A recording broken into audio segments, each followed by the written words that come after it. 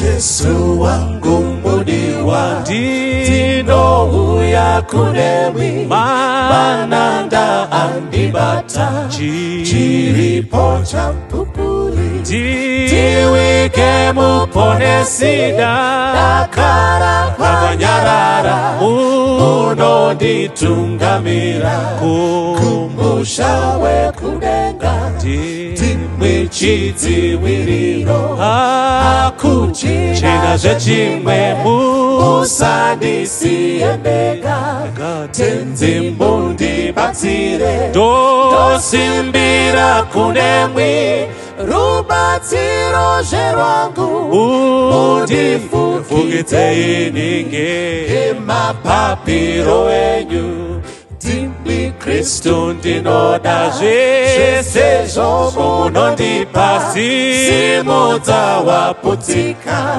Rapanyi wanorara Sitare nyuro yera Ininge ganda shata Dazarange jitema Mwazarani nemutsa Kunemutsa kunemiwe Kuchesa inireka Uzondira pamoyo wangu mukati Jetimere upenyu Pinda moyo wangu Rirambe chiwerera Uzondipa upenyu Jetimere upenyu Pinda moyo wangu Rirambe chiwerera Uzondipa upenyu Rirambe chiwerera Uzondipa upenyu Rirambe chiwerera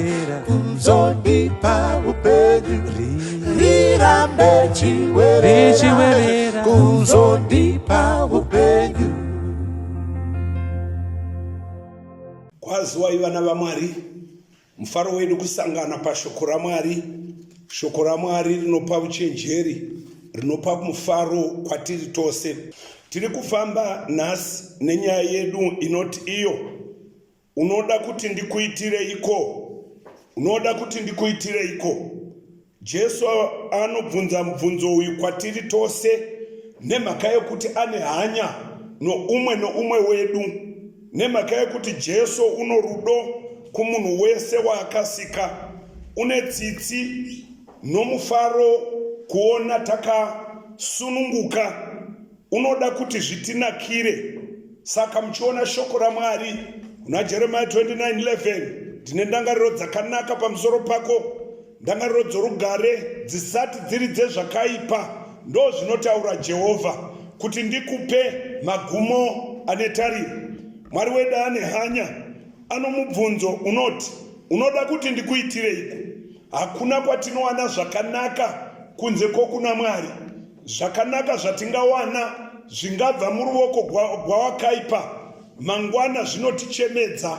Hapi mufaro unogara Satani, unopa mufaro unorufu mberi. Asi pazuva ranhasi wakagara paugere wakateerera shoko raMwari. Mubvunzo waJesu unoti unoda kuti ndikuitireiko. Mapsalm chapter 16 verse 11 tichaverengegwa nomuverenge. Muchandiratidza nzira youpenyu. Amen. Mufaro wakazara uri pamberi pangu. Paruoko rwenyu rworudyi pane zvinofadza nokusingaperi. Muchandiratidza nzira youpenyu. Munoda kuti ndifare. Paruoko rwenyu rworudyi pane zhira youpenyu. Hakuna chakanaka sokugamuchira shoko raMwari nokupuwa zhira yaMwari. Zhira yaMwari ino mufaro. Unoziva Jesu kana achitaura kwatiri anopa vanenge vakumbira. Saka aino mubvunzo unoda kuti ndikuitirei. Pana Matthew 7 pavhesi ra7 pana mashoko anotiwo Kumbirai muchapiwa, tsvakai muchawana, gogodzai muchazarurirwa. Nokuti mumwe nomumwe unokumbira anopiwa, unotsvaka anowana. Mwari ngaavongwe nokuverengwa kweshoko. Bhaibheri riri pachena. Mwari haapi vasina kukumbira. Kana okumbira kuna Mwari, waziva kuti Mwari une zvose waziva kuti ndiye musiki, ndiye baba vako, haafari kuona wakasuwa, anofara kuona wakasununguka, asi anopa vanokumbira. Haatari kuti wakadzidza, huna kudzidza, une mari, wakachona, unoda tose, uri mwana, uri musikana, uri harawa. Bhaibheri rangoti kumbirai muchapiwa, tsvakai munowana, gogodzai munozarurirwa. 8 ikatsindira ikati mumwe nomumwe anokumbira anopiwa. Ishoko raMwari risingapotsi, rinoreva zvokwadi. Saka uchiona pana Jobho 42 pavhesi ra2 inoti, ndinoziva kuti imi munogona kuita zvose, uye hakuna chamunovavarira chingadziviswa. Hama yangu inodikamwa, mubvunzo uchipo pauri, Mwari anoti unoda ndikuitirei. Hama yangu, panguva ino uya kuna Mwari umuudze zvose.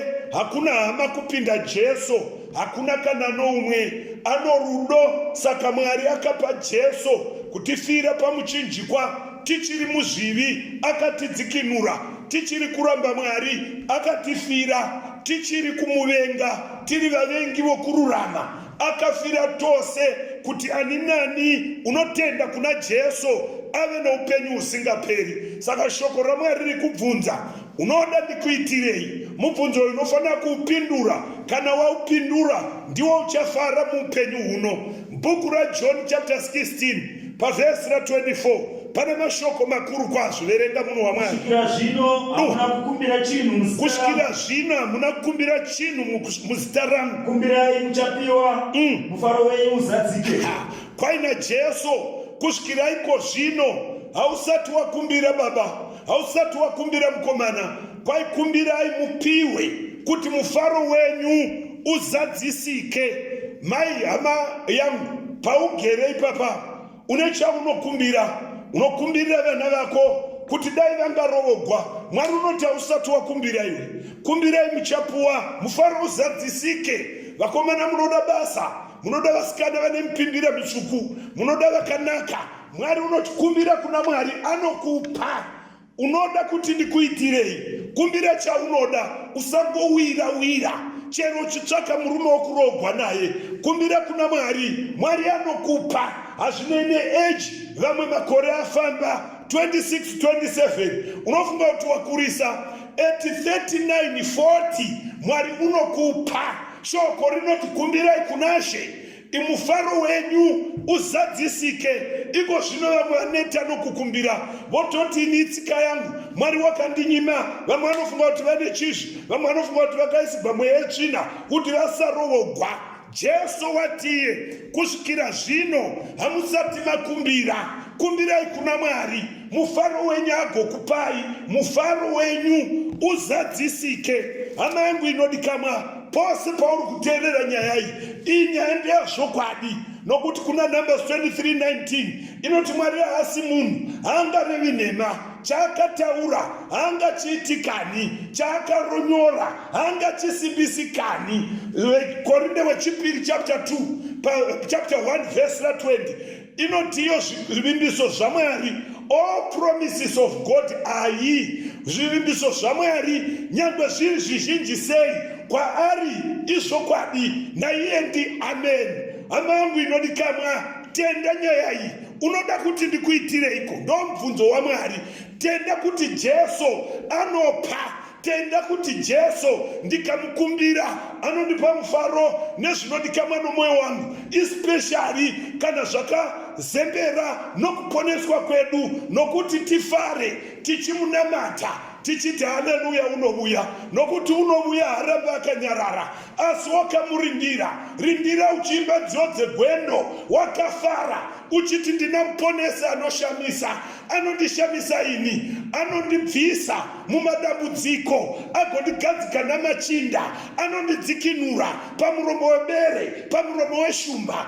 Unoda kuti ndikuitireiko? Luka chapter 9 pavhesi ra11 inoti, zvino vanhu vazhinji vachiziva vakamutevera. Amen. Akavagamuchira, auika, akavaudza zvokushe hwaMwari, akavaudza zvokushe hwaMwari. Akaporesa vakanga vachida kuporeswa. Mwari ngavongwe. Kwai vanhu vazhinji vachizviziva kuti Jesu wasvika muguta, kwai vakamutevera, kwai nokubva vavona, akatendeuka, akatanga kuvavudza zvoushye hwaMwari. Apedza kuvavudza zvoushye hwaMwari akaporesa vakanga vachida kuporeswa. Famba nechapta iyoyo munhu waMwari. Shoko raMwari harina kupodza. Shoko rati kudii moidzokora munhu waMwari. Eka vanhu vazhinji vachiziva Jesu wasvika vakamutevera akavagamuchira ndokutanga akadifuti akavudza ushe hwaMwari. Number 3 vakanga vachida kuporeswa. Jesu anofara kuona uri mutano. Jesu anofara kuona wakafara. Jesu anofara kuona uchirumbidza. Vakamutevera pavakangomutevera kwai wakavagamuchira. Hama yangu inodikamwa, kuna Jesu unogamuchira vasina kudzidza. Kuna Jesu unogamuchira vatema vatsvuku vane mari nevasina. Kuna Jesu unogamuchira mutadzi asingatsvaki zvaakaita avagamuchira. Kwai chokutanga hana kuvaporesa, hana kuvapa zvavanoda, akavaudza zvoushe hwaMwari. Muushe hwaMwari hakuindi vanovengana. Muushe hwaMwari hakuindi vana makondomu. Muushe hwaMwari hakuindi vanobata vasikana mazamu. Muushe hwaMwari hakuindi vanogodora vamwe. Muushe hwaMwari hakupindi vakaromba. Muushe hwaMwari hakupindi vanoona pornography. Muushe hwaMwari kunopinda vanhu vanonamata Mwari mumweya muzvokwadi, vanhu vatendevuka vasiya zvakaipa vakakomboregwa vanouya kuna Mwari. Apedza kuvamushidza ushe hwaMwari unopinda vakabhabhatidzwa vakatenda zvakatemwa nezvakatongwa naJesu. Munopinda vanhu vanofamba nezhira yeshoko raMwari. Shoko rinotiro akaporesa vakanga vachida kuporeswa. Pabhuku raMarko chapter 10 verse 46 teka munhu waMwari. Akasvika Jeriko. Ndavadzidzi achikuda Jeriko navake famba munhu waMwari navazhinji. Batimio mwanakomana waTimio rakanga riri bofu riri rombe rakanga agere pazhira. Famba. Anzwa kuti ndi Jesu weNazareta. Akatanga kudanidzira achiti, mwanakomana waDhavhidhi, mira ipapo. Bhaibheri rinoti wakapinda nokubuda Jeriko. Paakanga obuda kwai Batimio mwanakomana waTimio, Batimio, son of Timaeus, rakanga riri bofu zvakare riri rombe, asi wakaziva position akagara pazhira paipfuura navanhu kuti abatsigwe avone zvinoitika, avudzwe zvinoitika muguta, ahwe news, akumbire zvokufuka, akumbire zvokudya, abatsigwewo navamwe. Hama yangu inodikamwa, gara pazhira, position yourself pazhira. Jesu izhira, chinoizhira. Bhaibheri rinoti kuna John 14:6, ndini nzira noupenyu nezvokwadi. Jesu unoizhira, ukamutarira kuna zvakazarurwa unoti zita rangu rimwe zita rangu ndinoishoko raMwari. Gara pashoko raMwari, gara panoparidzwa, unobatsirika. Paakanga agere pazhira akawazhowezha akabvunza hama dzangu, chii chiri kuitika? Kukai ndi Jesu weNazareta ari kudarika. Anzwa kuti ndi Jesu, haana kukumbira mari. Musi uyo akaziva kuti Jesu paavuya ndava kubatsirika. Hama yangu inodikamwa, wadivo kuponeswa nhasi. Jesu akanga opfuura Batimio akadanidzira kukai, Jesu mwanakomana waDhavhidhi, ndinzwirei ngoni. Nemhaka yakadana Batimio akanga anzwa vhangeri kui Jesu unoporesa, Jesu unorapa mapofu, unosunudza vasingavoni, unosimudza zvirema. Akanga anzwa kuti Jesu muregereri wezvivi, mwanakomana waMwari, unorapa vagwere. Akanga anzwa mukomana uyu kuti Jesu wakanaka, haana chaanokonewa, saka akatanga kudanidzira. Hama yangu inodikamwa, hazvingaitike here pauri utange kudaidzira nechomwoyo mako uti Jesu ndinzwirei ngoni, nokuti Jesu andiri kukuparidzira uyu muregereri wezvivi, unorapa vanogwara, haana chigwere chinoti itikandi, unorapa michato yaondongwa naSatani, unoyananisa vakapokana. Ndati Jesu andiri kuparidza uyu unosunungura vakasungwa nyangwe nemweya yetsvina, unosunungura vakadaro, unopa kubudirira muupenyu. Jesu wandinoparidza uyu unopa mufaro kune vashayiwa mufaro. Jesu andinoparidza uyu unoparisa vane hasha, uri kudzoka zvekare. Jesu wandinoparidza uyu unotura mitoro yamakore yakunetsa. Saka uchiwa achitaura achiti uyai kwandiri imi mose makaneta makaremekwa, ndinokuzorodzai. Usasenga mutoro woga. Jesu wandiri kuparidza uyu nerimwe zuva tichamuona achidzika namakore. Zvaka chapter 1 verse 7 noti tarira unouya namakore, meso ose achamuona, navakamubaya navose vakamubaya vachamuchema, marudzi ose enyika achamuchema homwe. Amen. Jesu ari kudzoka madzinodikamwa. Nyika iyo ino ndiye mudhara. Jesu ari kuuya komisa programu dzose dzoupenyu. Uchamisa vana covid, uchamharisa ndege, uchamisa maindastry, uchamisa mabhawa, uchamisa vanogwa, uchamisa upombwe, uchamisa marobha, uchamisa mbavha, uchamisa varoyi. Jesu musi waanouya unouya namakore omira nochomudenga, oridza hwamanda, makuva otsemuka, vakafa vachitenda muna Kristu vachati ndiye watata kamirira. Wadiwa kumumirira munhu waMwari. Ano mubvunzo, unoda kuti ndikuitirei? Uchipanyika ino unoda kuti ndikuitirei? Jesu ndiyo tariro yedu. Philippians chapter 3 verse 20 inoti munhu waMwari, nokuti nyika yedu iri kudenga uko kwatakamirira nowakati. Yes, uchavandudza muviri uyu wokuninipiswa kuti tikufanane nomuviri wokugwinya kwake. Dzokera kuna mako. Ndati uri kuuya Jesu, asi uchipanyika ino unoti unoda kuti ndikuitirei? Rova paverse 47 zvekare inoti, come on. Iye wakati anzwa kuti ndi Jesu weNazareta, akatanga kudanidzira achiti kudi, mwanakomana waDhavhidhi, ndinzwirei ngoni.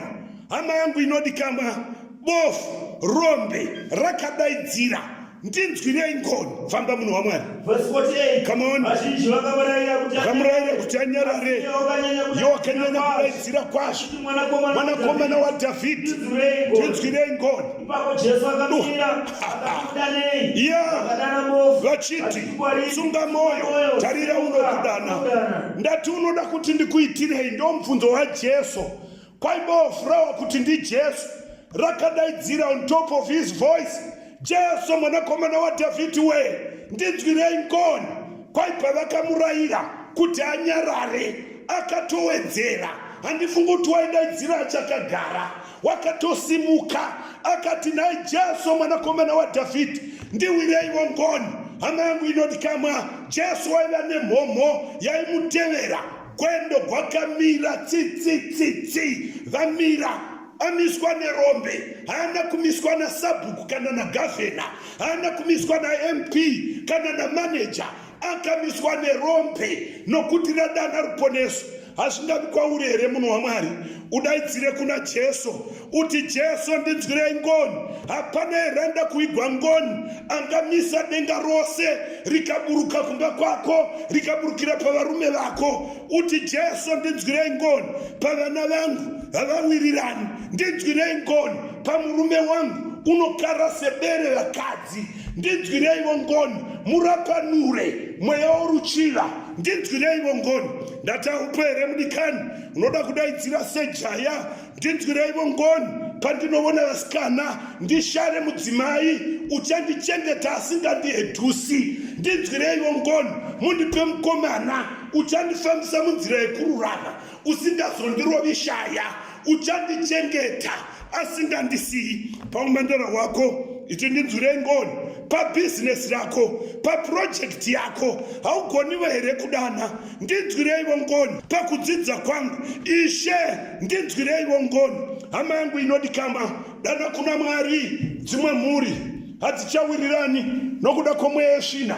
Satani angopinda akabvoronga, havachawirirani, havachafonirani, nyangwe kusangana pamameetings havavonani, vakaudzana kure na kure, havachataurirani. Asi rega ndikuudze munhu waMwari, Hebrews chapter 12 verse 14 inoti, tsvakai rugare navanhu vose, kuzhe kwahwo hakuna uchaona Mwari. Hama yangu inodikamwa, kana Jesu akasakuhwira ngoni pachivi, unova spiritually blind, akasakuhwira ngoni pachivi unoshaiwa musha unofanana nerombe unohwisa urombo kana Jesu akasakuira ngoni. Vakadana ngubofu vakati tsunga moyo, tarira unokudana, famba munhu waMwari. Iya. Papa akarasha nguo yake. Amen. Akaenda kuna Jesu. Jesu akampindura akati kwaari, unoda kuti ndikuitireiko? Akati kwaari, Rabhoni. Haleluya. Bhaibheri rinoti pavakati tsunga moyo, tarira unokudana, kwaibofu rakarasha nguo yaro rikasimuka rikamanya kuna Jesu. Hama inodikamwa asvika pana Jesu unopfekedzwa nguo yomutambo, unopfekedzwa kurama naJesu.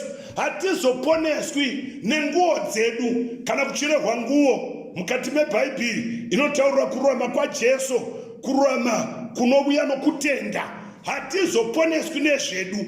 Rasha mafungiro ako upfekedzwe language yokudenga. Rasha zhira yako upfekedzwe zhira yokudenga. Shoko rinotiro akarasha nguo akaenda kuna Jesu.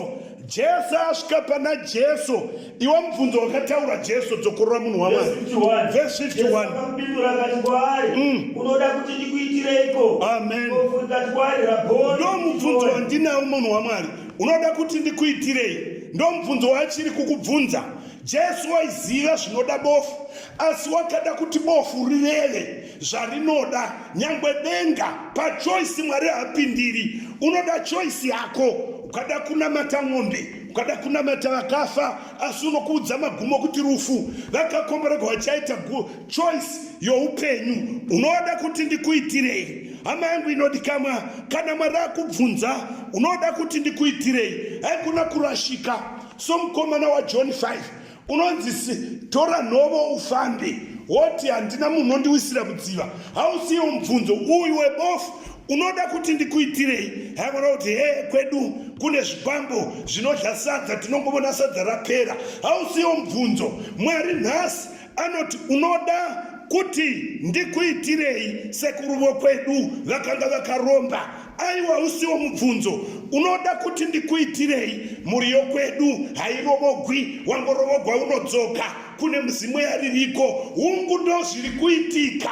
Asi nhasi shoko raMwari rinoti unoda kuti ndikuitirei. Haikona kupambadza nguva. Vanowana mabasa vachidzingwa, kana pabiwa vanotanga kusungwa ndivo. Pane zviri kuitika. Nyangwe ndikaita project haibudiriri. Munhu waMwari, hausiwo mubvunzo. Jesu unoti unoda kuti ndikuitirei? Unoda muchato here gore rino? Iti ndoda muchato rino risina kupera. Ndoda mabasa. Ndoda kuti project yangu ifaye, zvandinoita zviendeke, ive yakakomboregwa. Hama yangu inodikamwa, Jesu uno mubvunzo. Unoda kuti ndikuitirei? Ndoda kuti vana vangu varege power, varege doro. Murume wangu titaurirane, tironge pamwe, tidanane. Asi rega ndikuudze zvivo zvewe. Jesu paanobvunza mubvunzo uyu, haana kubvunza bofu riri kure. Akaribvunza rasvika pana Jesu. Usataura uri kure. Varipo vazhinji vanoda muchato, iye achigara nerimwe zimudhara raanovata naro zuva rimwe nerimwe. Woti dai Mwari andibetsera kuchato. Mwari haadaro munhu waMwari. Usakumbira Mwari uri kure, une n'anga yako inokurapa. Woti dai Mwari mandirapawo ugwere kwangu. Mwari haadaro. Unoti ndinoda kuti ndikuitirei kana wasvika pana Jesu. Kwai Jesu akadini munhu waMwari? Verenga. Verse 52. Verse 52. Jesu akati kwaari, enda hako, kutenda kwako kwakuponesa. Akabona wakasunungukwa murume uyu. Akabona Makoronike wechipiri chapter 7 verse 14. Dowa munhu waMwari, bofu rasvika pana Jesu rakareva dambudziko rawo. Tell your own story. Dambudziko rako nderei? Unoda kuti Mwari akuitirei? Mwari haana chaanoshayiwa, but reva wasvika pana Jesu. Mwari unopa, haana chaanokonewa. Unotinda zvakadai kuti mufaro wedu uzadzisike. Makoronike 7 Take up a verse 14. Kana vanhu vangu vakatumidzwa nezita rangu. Kana vanhu vangu vakatumidzwa nezita rangu. Vakazvininipisa. Chokutanga vakazvininipisa. Vakanyengetera. Nokutsvaka chiso changu. Washuwa here munhu waMwari. Kwaina Mwari wokudenga. Kana vanhu vangu vakatumidzwa nezita rangu. Vakanyengetera. Nokuzvininipisa. Nokurega zhira dzavo dzakaipa. Kwa ipapo ndichanzwa kudenga. Mira ipapo munhu waMwari. Shoko raMwari rinotiro. Kana vazvihambula. Vava so humble. Vakarega zhira dzakaipa. Nokutsvaka chiso chaMwari. Kwa ipapo ndichanzwa ndiri kudenga. Hama yangu inoti kama ungatere amen. Rega zhira yakaipa.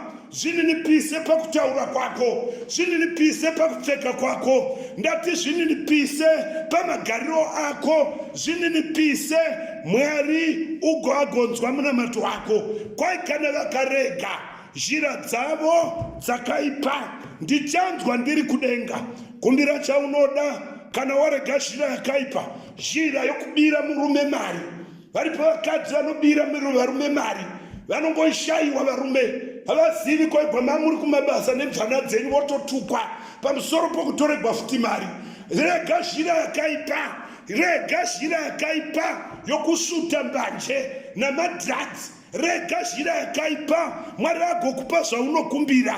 Rega zhira yokuona pornography. Rega zhira yokureva nhema. Varipo vakadzi vanoreva nhema usiku umwe noumwe anogwara. Mukurume kutoti kangela ngapa havadi vanoreva nhema ndinogwara wotondiuraya. Unoda kuti murume aite sei? Vakakomborerwa vasingarevi nhema, vanotsvaka mufaro nemhuri dzavo. Hama yangu inoti kama ndati kana warega zhira yakaipa yokuvokera vanhu vakashama namakuhwa nokuvenga hama dzako, kwaikumbira chaunoda ndi uchachiitigwa. Verenga munhu waMwari ipedzise.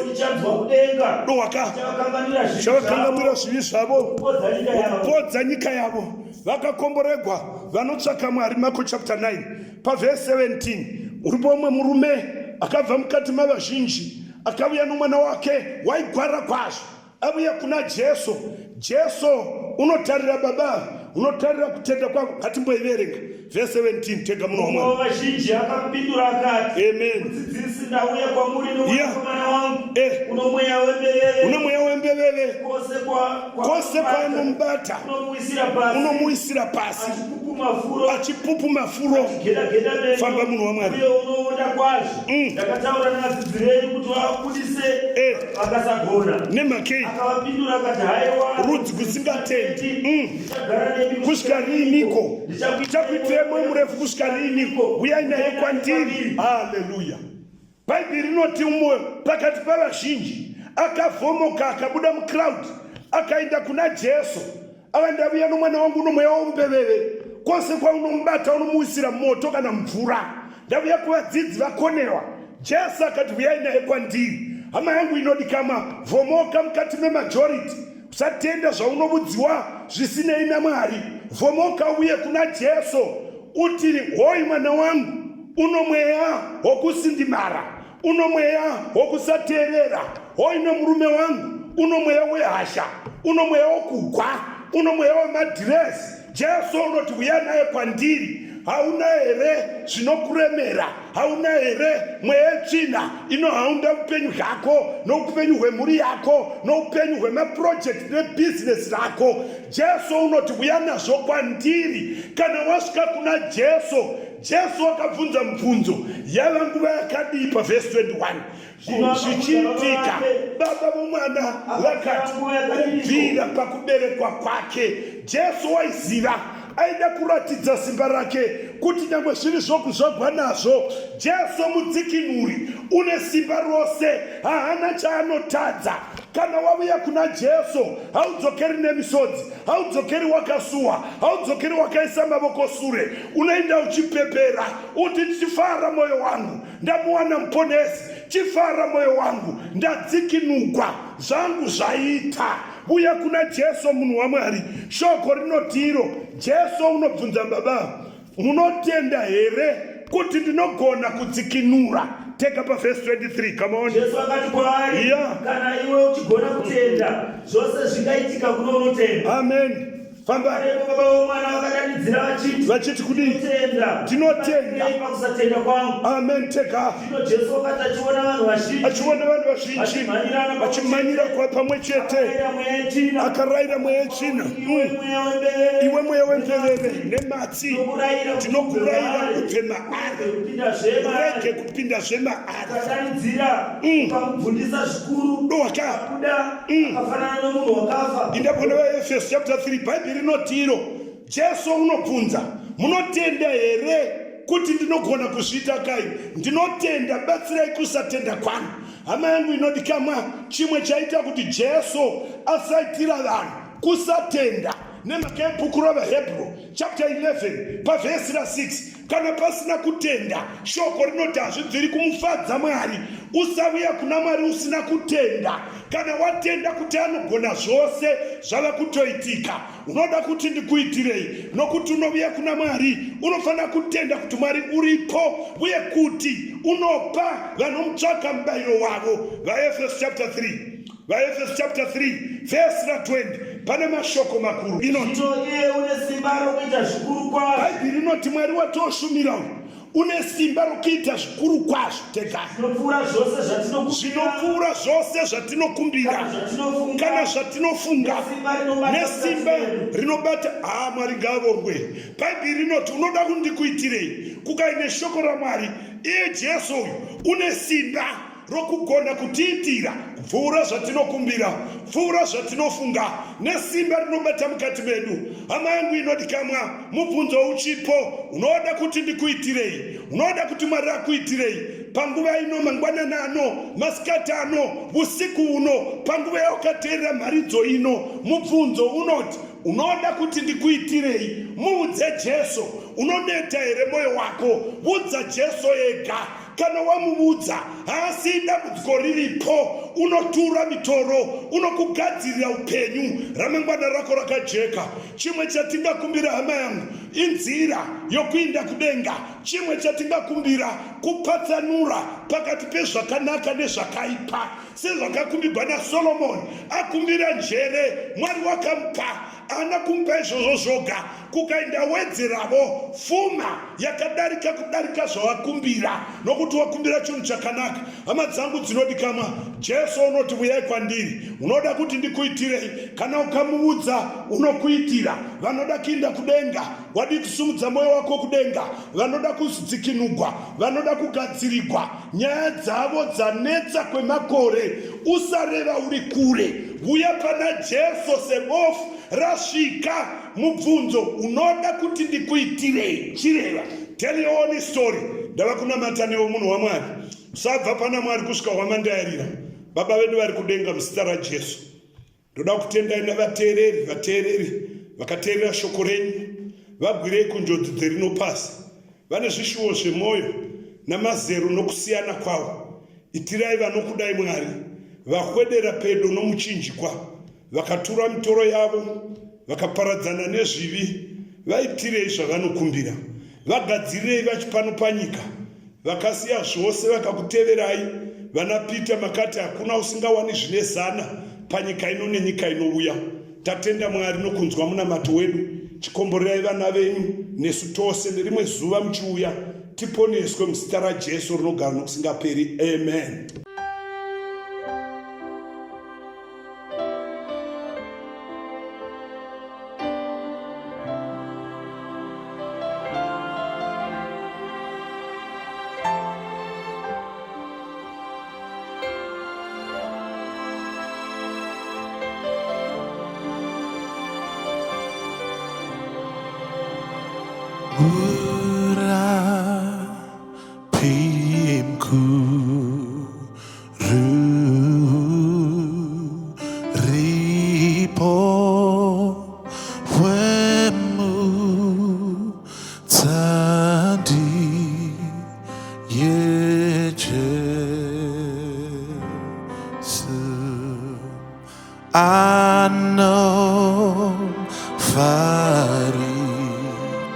Sava rombo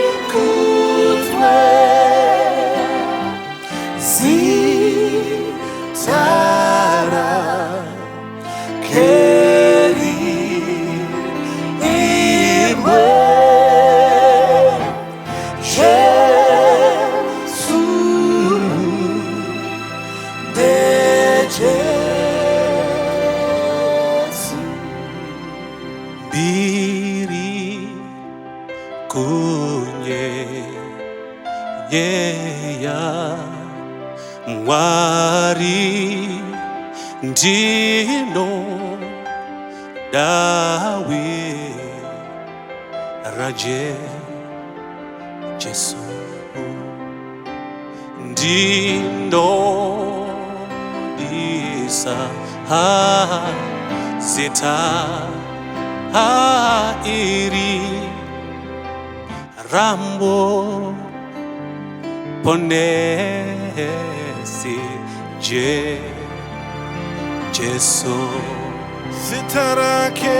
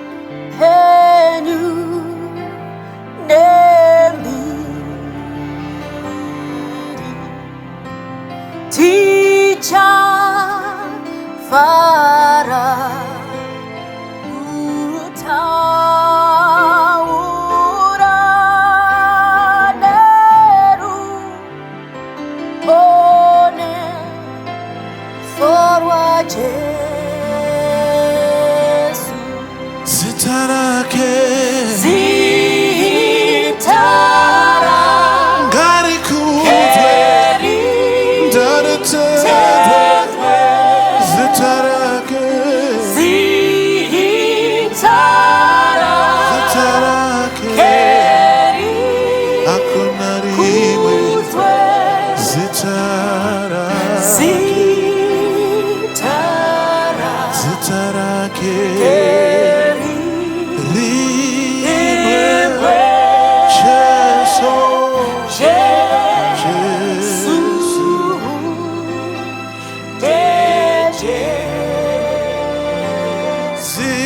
타락해